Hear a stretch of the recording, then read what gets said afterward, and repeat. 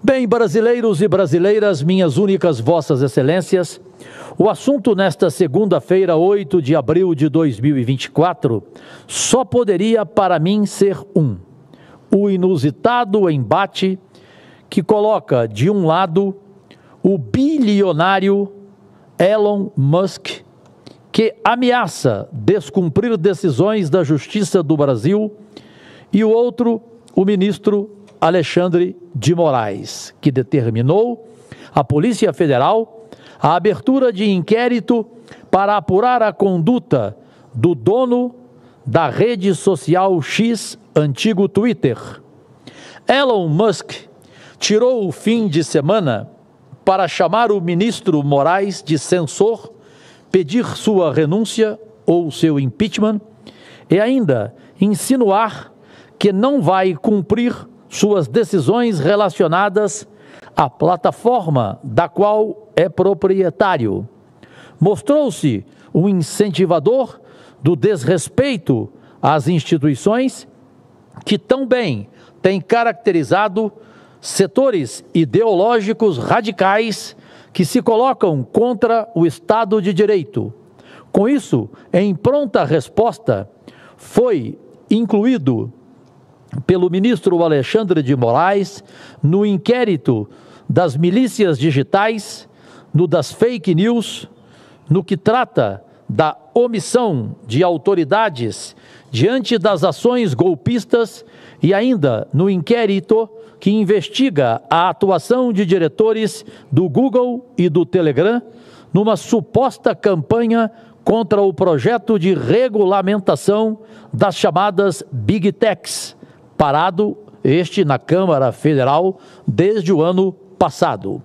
O ministro Alexandre de Moraes, também presidente do Tribunal Superior Eleitoral, o TSE, determinou que a plataforma X, ex-Twitter, deverá pagar multa diária de R$100 mil por reativação de cada perfil cujo bloqueio foi determinado pelo STF ou pelo TSE, o que por enquanto está apenas na ameaça.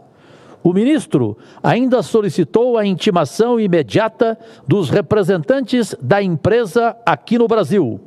A polêmica, como seria de se imaginar, virou o maior tema em discussão nas redes sociais.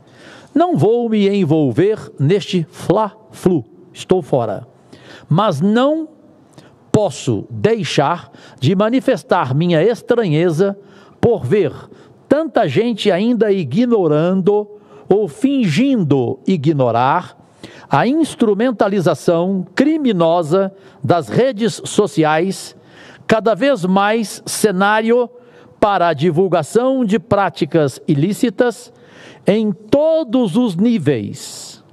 As pessoas, pátria amada do bem, parecem ter esquecido que o Twitter, que virou X, não foi obrigado, no Brasil, a excluir apenas as postagens que colocavam em dúvida a lisura do processo eleitoral e a votação eletrônica, ou as que continham agressões aos ministros e as decisões do STF ou do TSE. Foram sustadas também postagens com estímulo aos ataques para matar estudantes em escolas públicas, isto no ano passado, e as que criticavam a vacinação, que defendiam remédios ineficazes e pregavam o negacionismo durante a pandemia de Covid-19, que certamente contribuíram para o Brasil se tornar o país com o segundo maior número de mortes, apesar de ser o Brasil o 7º em população do mundo. Fico imaginando qual seria a nossa reação se um dono de um enorme banco brasileiro, trilionário, ou de uma indústria também milionária e importante, pedisse a cabeça de um juiz de nossa Suprema Corte e, de quebra, ainda ameaçasse não cumprir mais as decisões da Justiça. Acredito que poucos em nosso país aplaudiriam tal despropósito, tamanho incentivo à desobediência civil. O senhor Elon Musk age como uma figura déspota, repito, déspota, praticando uma ação ousada com a qual busca colocar de joelhos o Estado brasileiro, colocando-se acima das nossas leis. Sente-se injustiçado? Cara pálida, use os meios legais para recorrer das decisões judiciais. Por que não o faz? Talvez por saber que numa sociedade regida por leis, nem tudo é permitido. No fundo, o dono do X, ex-Twitter, está mostrando o quanto a ação da justiça brasileira o incomoda.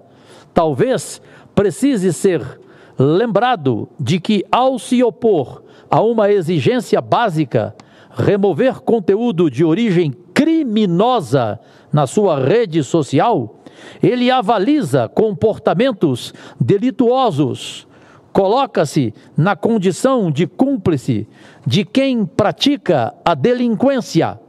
Era só o que nos faltava. Não bastassem as agressões nativas à nossa democracia, agora o arroubo autoritário vem de fora. Mais um motivo para refletirmos sobre por que nos rondam tais assombrações. A meu ver, uma das causas é a concentração total da condescendência com que tratamos aqueles que, na verdade, agridem as nossas instituições. Concluo, o senhor Musk, com sua belicosidade, acabou prestando um serviço ao Brasil. O país precisa urgentemente regular as redes sociais, colocar em consonância com nossas leis a atuação das plataformas sociais. Trata-se de um imperativo que tem a ver com a nossa soberania e com a defesa da nossa democracia. Deus e saúde a toda a pátria amada, aos funcionários preciosos e maiores patrimônios deste Senado Federal, a toda a mesa diretora e aos meus amigos e amigas, senadores e senadoras desta nossa prestigiada casa, que a cada dia vai tentando melhorar a sua imagem. Agradecidíssimo presidente Chico Rodrigues. Meu irmão Cajuru, você me permite uma parte? Evidente que sim, Girão. Você sabe do carinho que eu tenho por você, né, pelo senhor, por Vossa Excelência. Tira isso. Mas eu não posso, absolutamente, respeito o que o senhor está falando, mas não posso concordar, né, por tudo que eu vivenciei aqui, desde 2019, quando o povo do Ceará me trouxe para cá, para dar voz às causas que os meus conterrâneos defendem: vida, família, ética e liberdade. O meu povo, não sei o goiano, mas os meus irmãos, minhas irmãs cearenses estão com medo. Estão com medo de se manifestar em redes sociais. E o senhor falou uma coisa que eu concordo nesse seu pronunciamento, que teve que vir de fora. Algo que nós aqui, no Congresso Nacional, não fizemos para barrar abusos de alguns ministros do STF. Então, a situação é grave, teve que vir o Elon Musk de fora, e aí se coloca que ele deveria respeitar as decisões judiciais, aquela coisa toda. Mas esse nosso patrono aqui da Casa Revisora da República, o Rui Barbosa, dizia que a pior ditadura que existe é a ditadura do judiciário, porque contra ela não há quem recorrer. O que nós estamos vendo no Brasil são decisões arbitrárias. O que nós estamos vendo no Brasil são, e o senhor começou o seu discurso saudando os jornalistas, e eu saúdo os jornalistas brasileiros, tenho o maior respeito por todos eles. Dia 7 de abril, dia do jornalista, e tem, infelizmente, no Brasil de hoje, do século XXI, jornalistas exilados.